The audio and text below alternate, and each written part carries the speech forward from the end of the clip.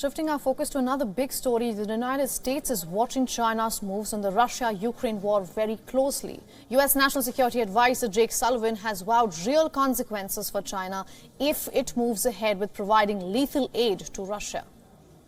We have at this point not seen them take the step of providing weapons to Russia for purposes of the war in Ukraine.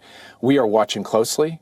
We know they haven't taken it off the table, and we are sending a clear message, as are our European allies, that this would be a real mistake because those weapons would be used to bombard cities and kill civilians, and China should want no part of that. The United States and its NATO allies in recent days have been scrambling to dissuade China from such a move, making public comments on their belief and that China is considering providing lethal equipment to Russia.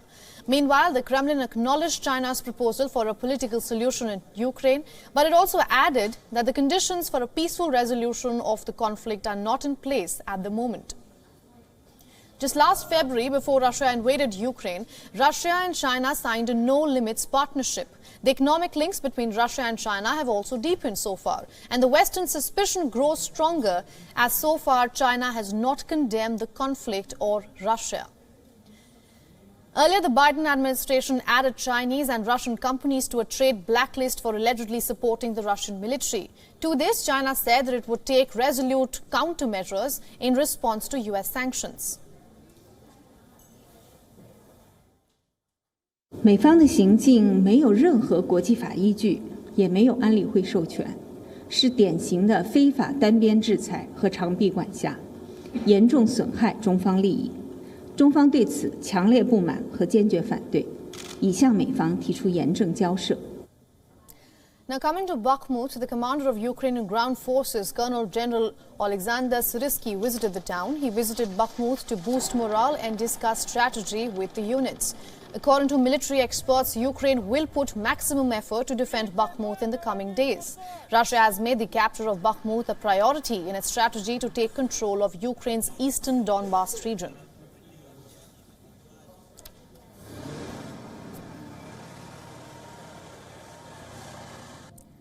And for more on this, our correspondent Anas Malik is joining us live from the Ukrainian capital of Kiev.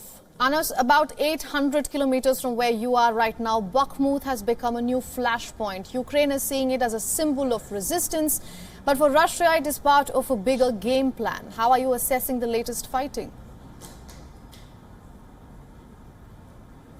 Well, you rightly mentioned it has become indeed a flashpoint. First Soledar, and then following the fall of Soledar, now Bakhmut in the east, because Russia would want to intensify its hold on the Donbas region. The Ukrainian side is of course resisting it. We saw the visit of the general there as well earlier yesterday, and we've been seeing that time and again, those videos that flash up on Telegram.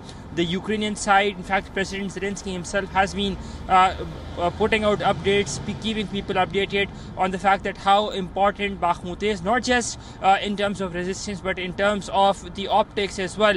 And when it comes to the encirclement, as we speak, there are lesser and lesser embeds. In fact, there is no media that is allowed inside the town of Bakhmut anymore. You can only go up until the border of Bakhmut, but beyond that you're not allowed because of the very reason, because of the intensification in the fighting that has been ongoing. As I said, President Zelensky is the one who has been directly keeping a tab on it, and they really hope, the Ukrainians here really hope that that Bakhmut does not have to meet the same fate as what Soledar or Mariupol did, and rather they would be keeping on to resist the Russian offensive and would end up having the entire control of the area. Ananya? Let's talk about the geopolitics now. China is surprisingly emerging as a big player in this war. It has had a no-limit partnership with Russia even before the invasion happened. But at the same time, Xi Jinping has released a possible peace plan of sorts. How is Kiev decoding this duality, if we can call it? Well, Kyiv is skeptical. They're cautiously optimistic, but largely they're skeptical for the reasons that you have mentioned. The fact that how Russia and China's partnership has been, and there has been a forged partnership and friendship at different forums, multilateral forums, and bilateral when it comes to bilateral relations as well. So this peace plan that has been proposed by the Chinese side, we saw after that President Zelensky in his press conference on the 24th of February here in Kyiv said that he looks forward to meeting President Xi very soon. But today that skepticism was reiterated, which Ukraine has, and the Chinese Foreign Ministry ducked in many ways when asked on the meeting of President or the assertions of President Putin, President Xi meeting President Zelensky. So by and large, Kyiv would be having that cautious optimism that China would not be jumping into this conflict, be that be when it comes to supplying arms, be that be when it comes to supplying ammunitions or weapons, or even those kamikaze drones that have been widely speculated or talked about. And they would really hope that the Western intelligence, both the US intelligence and the British intelligence, does turn out to be wrong in this particular case. Ananya?